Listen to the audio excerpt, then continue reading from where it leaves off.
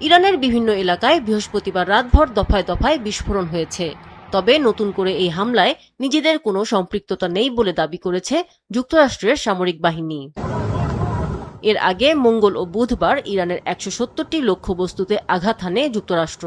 জবাবে উপসাগরীয় দেশ বাহরাইন, কাতার ও কুয়েতে পাল্টা হামলা চালায় ইরান। পাল্টাপাল্টি হামলায় হরমুজ প্রণালীতে আবার বাণিজ্যিক জাহাজ চলাচল কমে গেছে। এদিকে এক মার্কিন কর্মকর্তা জানিয়েছে, দেশের মধ্যে নতুন করে পাল্টাপাল্টি হামলার পরও পরিস্থিতি নিয়ন্ত্রণে কারিগরি পর্যায়ের আলোচনা চালিয়ে যাবে যুক্তরাষ্ট্র। সঠিক প্যাড আর সঠিক তথ্য দিয়ে এসব সামলে নিব এক হয়ে। Monalisa sanitary napkin.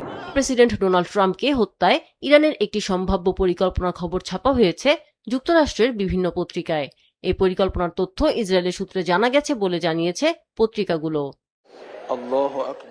এদিকে ইরানের প্রয়াত সর্বোচ্চ নেতা আয়াতুল্লাহ আলী খামেনির দাফন গত রাতে নিজ শহর মাশহাদে সম্পন্ন হয়েছে। দাফনে ৪ কোটিরও বেশি মানুষ অংশ নেয় বলে জানানো হয়েছে। আমিনা লুসি, মাছরাঙা নিউজ ডেস্ক।